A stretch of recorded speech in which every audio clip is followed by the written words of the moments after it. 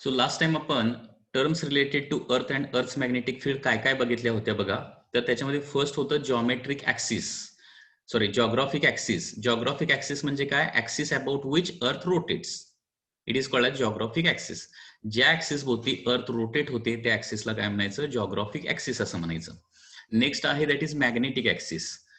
आता तुम्हाला माहित आहे की earth is like a very huge bar magnet. Okay, and त्या बार मॅग्नेटला एक साऊथ पोल असणार आहे, एक नॉर्थ पोल असणार आहे. तर line passing through north pole and south pole of that magnet. Okay, line passing through magnetic south and magnetic north pole of earth is called as magnetic axis. त्याच्यानंतर आपण बघितलेलं होतं जॉग्राफिक इक्वेटर म्हणजे काय? Geographic equator. आणखी एक महत्वाची गोष्ट म्हणजे इथं काय आहे? जॉग्राफिक ऍक्सिस आणि मॅग्नेटिक ऍक्सिस एकमेकाला कोइन्साइड करत नाहीत. हे बघा, इथं हा तुम्हाला ब्लॅक कलर मध्ये मॅग्नेटिक ऍक्सिस दिसतोय आणि ब्राऊन कलर मध्ये जॉग्राफिक ऍक्सिस दिसतोय. हे दोन्ही ऍक्सिस कधीही एकमेकाला मॅच करत नाहीत आणि यांच्यामध्ये अँगल किती असतो? 11.2 डिग्रीचा नेहमी अँगल असतो. त्याच्यानंतर नेक्स्ट आहे geographic equator. Okay, geographic equator म्हणजे काय? The largest circle on surface of earth. Largest circle on surface of earth. Largest circle on surface of earth perpendicular to geographic axis. Geographic axis, okay, is called as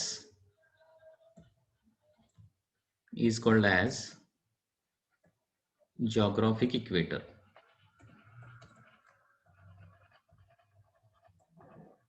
okay, म्हणजे इथं blue colour मध्ये दिसतंय बघा geographic equator. म्हणजे greatest circle किंवा largest circle. Greatest circle म्हटलं तरी चालेल किंवा लार्जेस्ट सर्कल म्हटलं तरी चालेल. Okay, so largest circle on surface of earth which is perpendicular to geographic axis. म्हणजे जॉग्राफिक ऍक्सिसला परपेंडिक्युलर आणि अर्थच्या सरफेसवर असणारं जे ग्रेटेस्ट सर्कल आहे त्याला काय म्हणणार आपण? Geographic equator. म्हणजे जॉग्राफिक इक्वेटर मुळे काय होणार आहे? अर्थचे दोन भाग पडतात, एक म्हणजे नॉर्दर्न हेमिस्फियर आणि साऊदर्न हेमिस्फियर. ओके, म्हणजे उत्तरेकडील हाफ भाग आणि दक्षिणेकडील हाफ भाग, northern hemisphere and southern hemisphere. असे जॉग्राफिक इक्वेटर मुळे काय होतात? अर्थचे दोन भाग पडतात. तुम्हाला माहित असेल की इंडिया जो आहे तो कुठल्या रिजन मध्ये आहे सांगा? नॉर्दर्न रिजन मध्ये आहे का साऊदर्न रिजन मध्ये आहे? इक्वेटरच्या वर आहे का इक्वेटरच्या खाली आहे? सांगता येईल? इंडिया कुठं आहे? इक्वेटरच्या वर आहे का इक्वेटरच्या खाली आहे? Northern region, correct. ठीक आहे, जसं जॉग्राफिक इक्वेटर असतं तसंच काय असतं? मॅग्नेटिक इक्वेटर देखील असतं. Fourth is magnetic equator.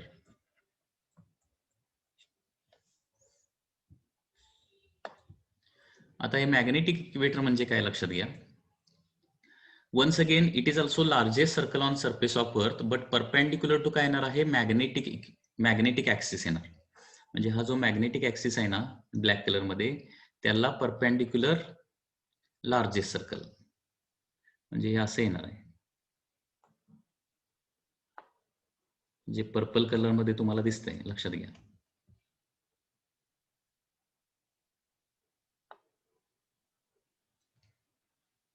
तर हे तुमचं झालं मॅग्नेटिक इक्वेटर.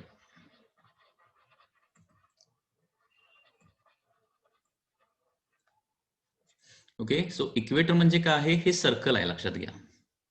अर्थच्या सरफेसवरचं ग्रेटेस्ट सर्कल आहे. ओके, आणि ते ऍक्सिसला परपेंडिक्युलर असतं. सो मॅग्नेटिक ऍक्सिसला परपेंडिक्युलर असेल तर त्याला आपण मॅग्नेटिक इक्वेटर म्हणणार, आणि जॉग्राफिक ऍक्सिसला परपेंडिक्युलर असेल तर काय म्हणणार आपण? त्याला जॉग्राफिक इक्वेटर असं आपण म्हणणार आहे, लक्षात घ्या. तर दिस इज द मॅग्नेटिक इक्वेटर. आणि सगळ्यात महत्वाची गोष्ट म्हणजे काय? मॅग्नेटिक इक्वेटर मात्र इंडियामधून पास होते, कारण इंडिया जे आहे ते नॉर्दर्न हेमिस्फिअर मध्ये आहे आणि त्याच्यामुळे हे इक्वेटर थोडंसं मॅग्नेटिक इक्वेटर तिरका असल्यामुळं ओके ते काय होतं? इंडियामधून पास होतं.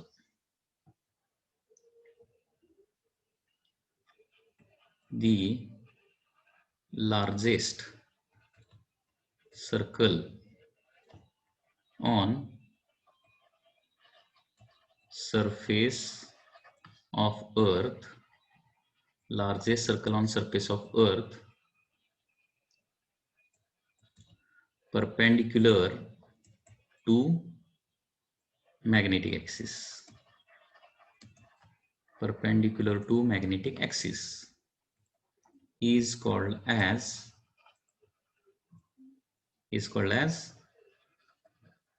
magnetic equator. आणि मॅग्नेटिक इक्वेटर इंडियामधून पास होतं. MCQ मध्ये विचारलं जाऊ शकतं की मॅग्नेटिक इक्वेटर इंडियाच्या कुठल्या सिटीमधून पास होणार आहे. तर इंडियाचे तिरुअनंतपुरम किंवा त्रिवेंद्रम नावाचं जे शहर आहे, पूर्वी त्याला त्रिवेंद्रम म्हटलं जायचं, आता त्याला तिरुअनंतपुरम असं म्हटलं जातं. ओके, ती केरळची राजधानी आहे. तर त्या सिटीमधून मॅग्नेटिक इक्वेटर पास होते. Okay, magnetic equator passes through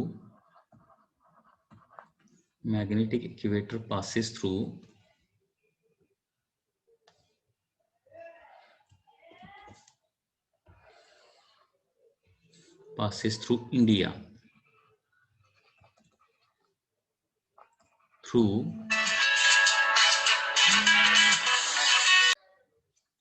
तर पुन्हा एकदा बघा, जॉग्राफिक इक्वेटर म्हणजे काय? Largest circle on surface of earth perpendicular to geographic axis is called as geographic equator. Magnetic equator म्हणजे काय? Largest circle on surface of earth perpendicular to magnetic axis is called as magnetic equator. आणि magnetic equator कुठून pass होतोय? इंडियामधून pass होतोय. आणि इंडियाच्या कुठल्या सिटीमधून पास होत आहे? ते तिरुअनंतपुरम नावाचं जे शहर आहे, त्रिवेंद्रम, त्याला पूर्वी त्रिवेंद्रम म्हटलं जायचं, आता त्याला तिरुअनंतपुरम असं म्हटलं जातं. तर तिरुअनंतपुरम मधून ते पास होते, लक्षात घ्या. मॅग्नेटिक इक्वेटर म्हणजे सर्कल. त्याच्यानंतर नेक्स्ट इम्पॉर्टंट टर्म आहे, दॅट इज जॉग्राफिक मेरिडियन. म्हणजे काय? तर जॉग्राफिक मेरिडियन म्हणजे काय आहे? मेरिडियन म्हणजे हे एक प्लेन आहे. सगळ्यात पहिली महत्वाची गोष्ट म्हणजे काय? हे एक प्लेन आहे. आणि हे कसलं प्लेन आहे? हे व्हर्टिकल प्लेन आहे. व्हर्टिकल प्लेन आहे. आणि ते कशामधून पास होतंय? नॉर्थ साऊथ डायरेक्शन जे आहे, किंवा जॉग्राफिक ऍक्सिस जो आहे, जॉग्राफिक ऍक्सिस कुठल्या डायरेक्शन असणार आहे? ओके, जॉग्राफिक ऍक्सिस हा नॉर्थ साऊथ डायरेक्शन असणार आहे. लक्षात येते ना?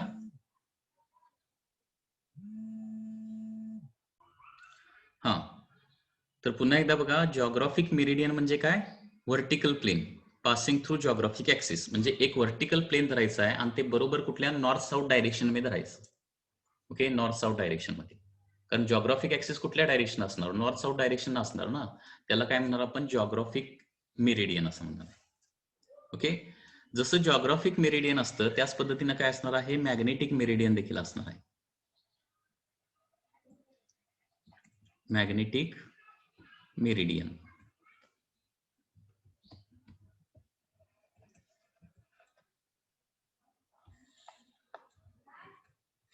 आता मॅग्नेटिक मेरिडियन म्हणजे अशीच डेफिनेशन येणार आहे. फरक फक्त कुठं पडणार आहे? जॉग्राफिक ऍक्सिस ऐवजी काय येणार आहे? तर मॅग्नेटिक ऍक्सिस येणार आहे. It is vertical plane. Magnetic meridian म्हणजे काय? It is vertical plane. Vertical plane passing through, it is vertical plane passing through magnetic axis. Magnetic axis is called as magnetic meridian. Is called as magnetic meridian. त्याला magnetic meridian असं म्हणतो. Okay, म्हणजे पुन्हा एकदा हे काय आहे? एक व्हर्टिकल प्लेन आहे. फक्त ते कुठल्या डायरेक्शन धरायचं आहे? जॉग्राफिक नॉर्थ साऊथ डायरेक्शन ऐवजी मॅग्नेटिक नॉर्थ साऊथ डायरेक्शन मध्ये धरायचं आहे. कारण जॉग्राफिक नॉर्थ साऊथ आणि मॅग्नेटिक नॉर्थ साऊथ हे एकमेकाला थोडेसे इन्क्लाइंड असतात, हे तुम्हाला माहित आहे. ओके, म्हणजे हे दोन्ही काय आहे? जॉग्राफिक मेरिडियन आणि मॅग्नेटिक मेरिडियन दोन्हीही व्हर्टिकल प्लेनच आहेत. फक्त एक जॉग्राफिक ऍक्सिसच्या डायरेक्शननं, म्हणजेच जॉग्राफिक नॉर्थ साऊथ डायरेक्शन धरायचं आहे, आणि दुसरं मॅग्नेटिक नॉर्थ साऊथ डायरेक्शन मध्ये धरायचं आहे. त्याला काय म्हणायचं? मॅग्नेटिक मेरिडियन असं म्हणायचं. हे लक्षात आलं का? बघा, म्हणजे आता या स्क्रीन मध्ये मी तुम्हाला दाखवतो. पुन्हा एकदा बघा या स्क्रीन मध्ये. हे बघा, आता हे जे हा जो पेपर आहे, हा पेपर एक्झॅक्टली प्लेन, एक्झॅक्टली या पेपरला आपण एक प्लेन म्हणू शकतो. ओके, हा जो पेपर आहे तो काय आहे, एक प्लेन आहे, व्हर्टिकल प्लेन आहे. हे झालं तुमचं हॉरिझॉन्टल प्लेन, हे झालं तुमचं व्हर्टिकल प्लेन. आता हे जे व्हर्टिकल प्लेन आहे ते एक्झॅक्टली नॉर्थ साऊथ डायरेक्शन जर धरलं, नॉर्थ साऊथ डायरेक्शन म्हणजे जॉग्राफिक नॉर्थ साऊथ डायरेक्शन जर धरलं तर त्याला काय म्हणणार आपण, जॉग्राफिक मेरिडियन असं म्हणणार. आणि तेच थोडंसं मॅग्नेटिक नॉर्थ साऊथ डायरेक्शन धरलं, थोडंसं तिरकं धरावं लागेल, कारण जॉग्राफिक ऍक्सिस आणि मॅग्नेटिक ऍक्सिस एकमेकाला एक्झॅक्टली मॅच करत नाहीत. तर ते plane magnetic north south direction जर धरलं तर त्याला काय म्हणणार आपण, मॅग्नेटिक मेरिडियन असं म्हणणार आहे. ओके, सो एक जॉग्राफिक मेरिडियन होईल आणि दुसरं मॅग्नेटिक मेरिडियन होईल. त्या दोघांच्या मध्ये काहीतरी सर्टन अँगल असणार आहे. आता एकाच डायग्राम मध्ये पुन्हा एकदा बघा, मॅग्नेटिक मेरिडियन आणि जॉग्राफिक मेरिडियन एकाच डायग्राम मध्ये काढायचं असेल तर कसं काढता येईल? जॉग्राफिक मेरिडियन आणि मॅग्नेटिक मेरिडियन. सपोज हे बघा, याच्यामध्ये आणखी तुम्हाला क्लिअर होईल. सपोज हे जॉग्राफिक साऊथ आहे आणि हे जॉग्राफिक आहे नॉर्थ आहे. ठीक आहे,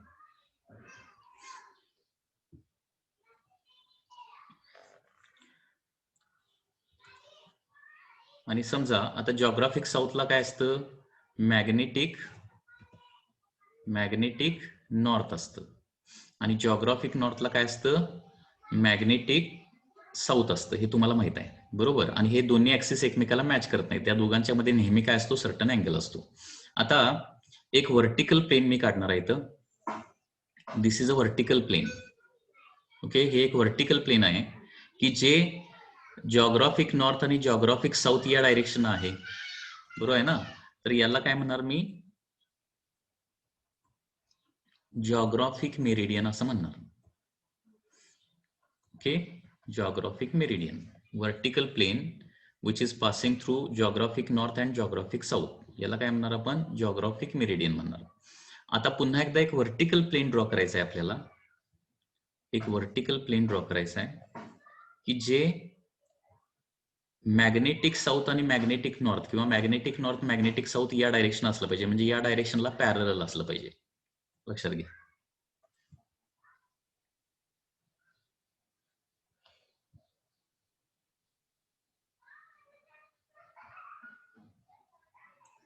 तर हे असं येणार आहे.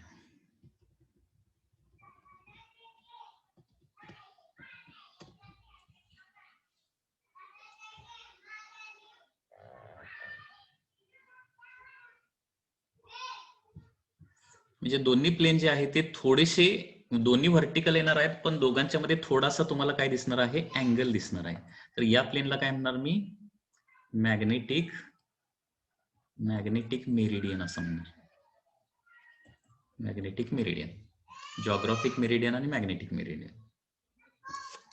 ओके, म्हणजे अर्थवरच्या प्रत्येक प्लेसला काय येणार आहे, अर्थवरच्या प्रत्येक प्लेसला एक जॉग्राफिक मेरिडियन येणार आणि त्याचबरोबर काय येणार आहे, एक मॅग्नेटिक मेरिडियन येणार आहे. ओके, तर जॉग्राफिक मेरिडियन आणि मॅग्नेटिक मेरिडियन पुन्हा एकदा बघा काय आहेत, हे व्हर्टिकल प्लेन्स आहेत आणि जे काय होतात, ऍक्सिस मधून पास होतात. जॉग्राफिक ऍक्सिस मधून पास झालं तर त्याला काय म्हणायचं, जॉग्राफिक मेरिडियन म्हणायचं. आणि मॅग्नेटिक ऍक्सिस मधून पास होत असेल तर त्याला मॅग्नेटिक मेरिडियन म्हणायचं आहे. ठीक आहे, त्याच्यानंतर नेक्स्ट डेफिनेशन काय बघा, सेवन्थ डेफिनेशन.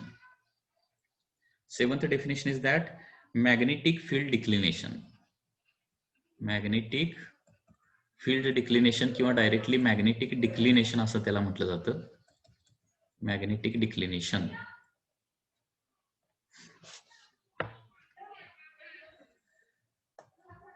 Magnetic declination. आता मॅग्नेटिक डिक्लिनेशन म्हणजे काय, the angle between geographic meridian आणि मॅग्नेटिक मेरिडियन. याच्यामधला जो अँगल आहे त्याला काय म्हणायचं, मॅग्नेटिक डिक्लिनेशन असं म्हणायचं. And it is denoted by alpha. बघा, कारण जॉग्राफिक मेरिडियन म्हणजे देखील एक व्हर्टिकल प्लेन येणार, मॅग्नेटिक मेरिडियन म्हणजे देखील एक व्हर्टिकल प्लेन येणार आहे आणि या दोन व्हर्टिकल प्लेन मध्ये काय असणार आहे, एक सर्टन अँगल असणार आहे. ओके, रिझन हा अँगल काय येणार, कारण जॉग्राफिक ऍक्सिस आणि मॅग्नेटिक ऍक्सिस एकमेकाला एक्झॅक्टली मॅच करत नाहीत, म्हणून त्यांच्यामध्ये हा अँगल येणार आहे आणि त्याला काय म्हणतो आपण, मॅग्नेटिक डिक्लिनेशन म्हणतो. Okay,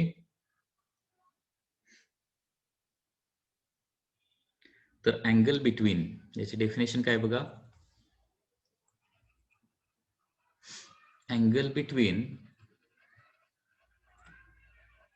geographic meridian and angle between geographic meridian and magnetic meridian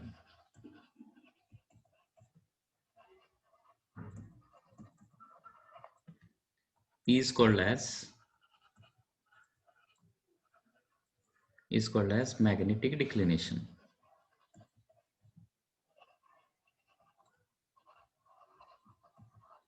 Okay, which is denoted by alpha. Angle between geographic meridian and magnetic meridian is called as magnetic declination. आणि हे magnetic declination जे आहे ते place to place काय होतं, change होतं. It changes from place to place. Okay. आणि इंडियामध्ये मॅग्नेटिक फील्ड डिक्लिनेशन किंवा मॅग्नेटिक डिक्लिनेशन जे आहे ते स्मॉल आहे. आणि ते किती आहे बघा, त्याचे एक्झाम्पल देखील इथं दिलेलं आहे. Magnetic declination in India.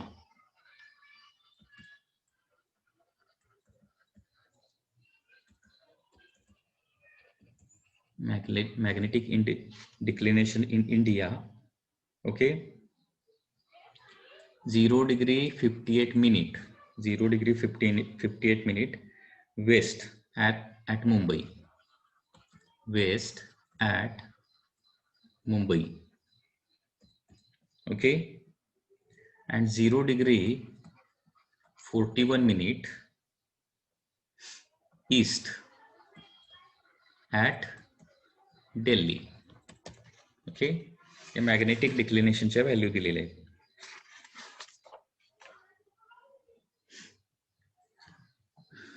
Okay,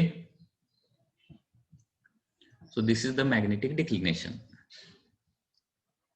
magnetic declination नंतर नेक्स्ट टर्म जे आहे that is angle of deep. Angle of deep किंवा त्याला आपण डीप अँगल असं आपण म्हणतो. Deep angle, angle of deep किंवा डीप अँगल असं आपण त्याला म्हणतो. ठीक आहे. तर हे अँगल ऑफ डीप म्हणजे काय असतं.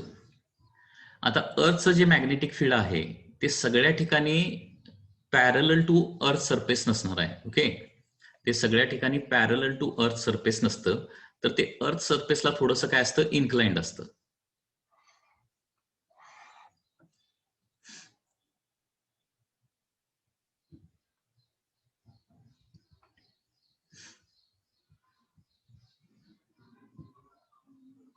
हे बघा, मुंबईला एक इथे क्वेश्चन आहे की डिक्लिनेशन मुंबईला वेस्टला आलेला आहे आणि दिल्लीमध्ये काय आलेलं आहे, ईस्टला आलेलं आहे. तर असं का होतं लक्षात घ्या. कारण सपोज ही अर्थ असेल, ठीक आहे, आणि हा जॉग्राफिक ऍक्सिस असेल आणि हा मॅग्नेटिक ऍक्सिस असेल. ठीक आहे. समजा इथं ही नॉर्थ डायरेक्शन आहे. ठीक आहे, नॉर्थ डायरेक्शन. तर इथं समजा, किंवा हे थोडंसं मुंबईला वेस्टला आहे ना, समजा हे असं असेल ऍक्सिस, हा मॅग्नेटिक ऍक्सिस आणि हा जॉग्राफिक ऍक्सिस असेल. इथं सपोज मुंबई असेल आणि इथं सपोज काय असेल, दिल्ली असेल. थोडंसं मुंबई इकडं डाव्या बाजूला आहे आणि दिल्ली थोडंसं काय आहे, उजव्या बाजूला आहे. आणि त्याच्यामुळं मुंबईचं डिक्लिनेशन जर बघितलं तर थोडंसं काय येणार आहे, ते जॉग्राफिक ऍक्सिसच्या थोडंसं वेस्टला येणार आहे. आणि दिल्लीचं जे डिक्लिनेशन आहे थोडंसं जॉग्राफिक ऍक्सिसच्या काय येणार आहे, ईस्ट साईडला थोडंसं येणार आहे. कारण ऍक्सिस तिरका असतो ना मॅग्नेटिक ऍक्सिस, तो जॉग्राफिक ऍक्सिस प्रमाणे नसतो एक्झॅक्टली. लक्षात आलं ना. सो मुंबईला थोडंसं काय येतं, वेस्टला, आणि दिल्लीला थोडंसं काय येणार आहे, ईस्टला येणार आहे. लक्षात येत आहे. आता अँगल ऑफ डीप. आता अर्थचं मॅग्नेटिक फील्ड जर आपण बघितलं तर ते कसं येणार बघा. अर्थचं मॅग्नेटिक फील्ड आपण मॅग्नेटिक लाईन्स ऑफ फोर्सच्या स्वरूपात दाखवूया.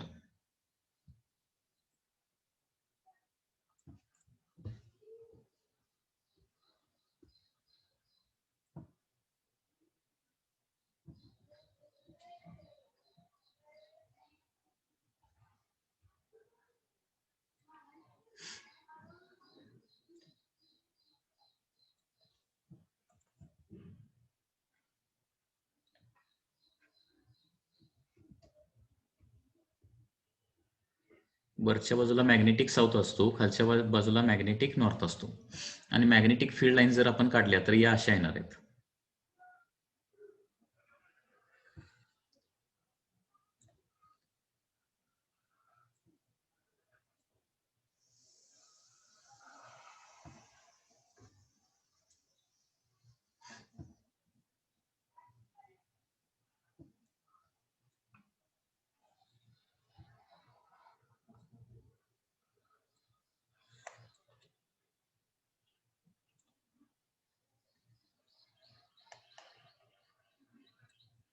या आहेत magnetic field lines around the अर्थ.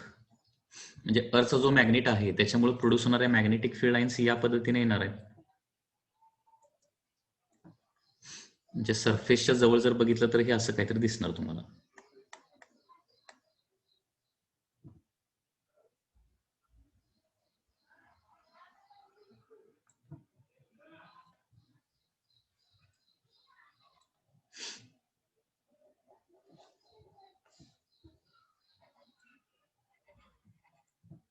नॉर्थ टू साऊथ, सॉरी इकडे नॉर्थ पोल आहे, नॉर्थ पोल पासून बाहेर निघणार लाईन सगळ्या, आणि साऊथ पोलला काय करणार आहेत, एंटर करणार आहेत.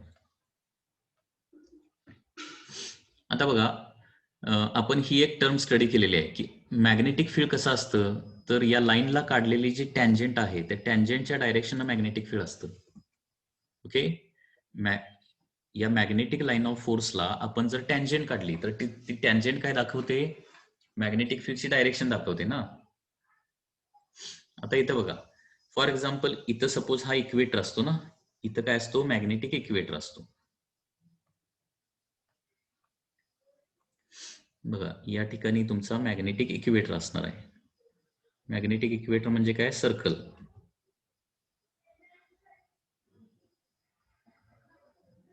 इथं तुमचं मॅग्नेटिक इक्वेटर. तर इक्वेटर जवळ अर्थचं मॅग्नेटिक फील्ड जे आहे बघितलं तर एक्झॅक्टली सरफेसला काय दिसतंय, हॉरिझॉन्टल दिसतंय. पोल जवळ जर बघितलं, पोल जवळ सरफेसला आपण जर बघितलं तर एक्झॅक्टली व्हर्टिकल दिसणार आहे. पोल जवळ एक्झॅक्टली व्हर्टिकल. लक्षात आहे ना, लक्षात येते ना. म्हणजे इक्वेटर जवळ जर अर्थचं मॅग्नेटिक फील्ड बघितलं तर सरफेसला पॅरल येणार, आणि इक्वेटर जवळ काय येणार आहे ते एक्झॅक्टली सरफेसला, हे बघा इथं अर्थचा सरफेस आहे आणि त्याला काय आहे, परपेंडिक्युलर आहे. आणि इतर ठिकाणी कसं असणार आहे, ते सरफेसला काय असणार आहे, इन्क्लाइंड असणार आहे. ओके,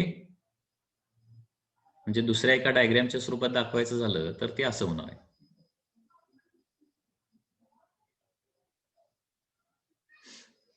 सपोज हा अर्थचा सरफेस आहे, ठीक आहे, तर मॅग्नेटिक लाईन जी आहे ती अशी काहीतरी पास होणार आहे. लक्षात घ्या, मॅग्नेटिक लाईन जी आहे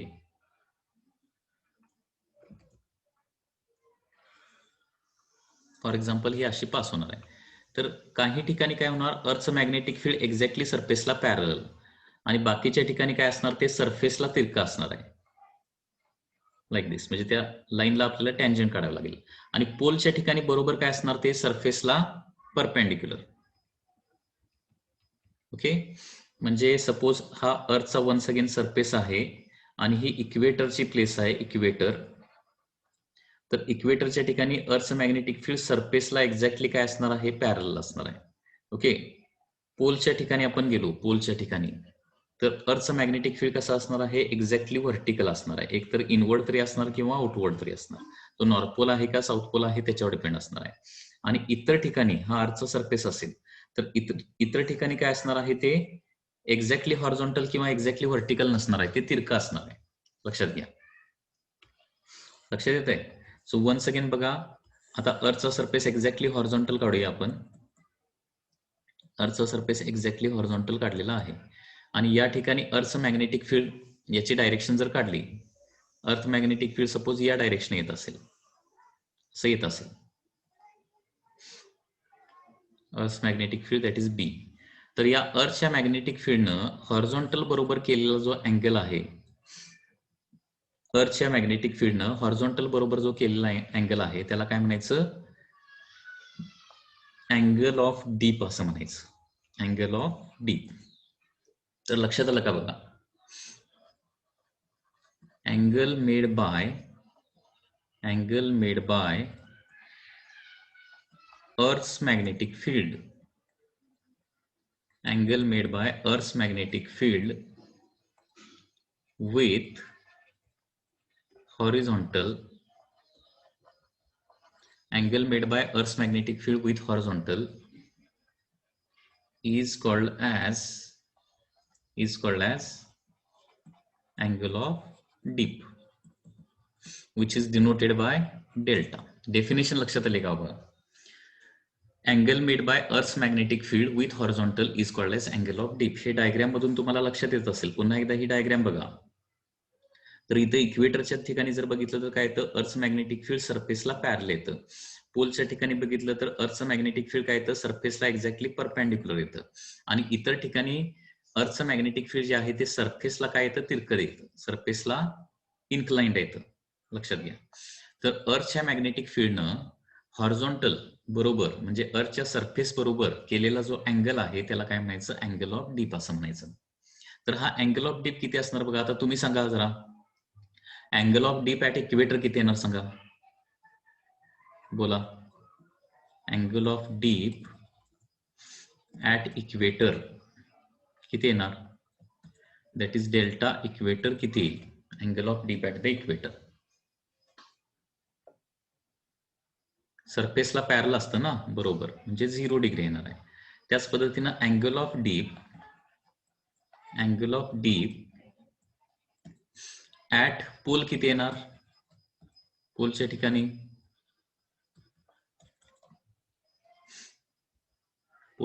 90 डिग्री येणार. करेक्ट. आणि इतर प्लेसेसला अँगल ऑफ डीप किती येणार आहे, 0 to 90 डिग्रीच्या मध्ये येणार आहे. त्याचबरोबर आता असं विचारला क्वेश्चन, हा लास्ट नीट एक्झाम मध्ये आलेला होता क्वेश्चन. नॉर्दर्न हेमिस्फिअर मध्ये अँगल ऑफ डीप किती असणार, म्हणजे प्लस असणार का मायनस असणार, आणि साऊदर्न हेमिस्फिअर मध्ये किती असणार आहे. Angle of dip in northern hemisphere आणि अँगल ऑफ डीप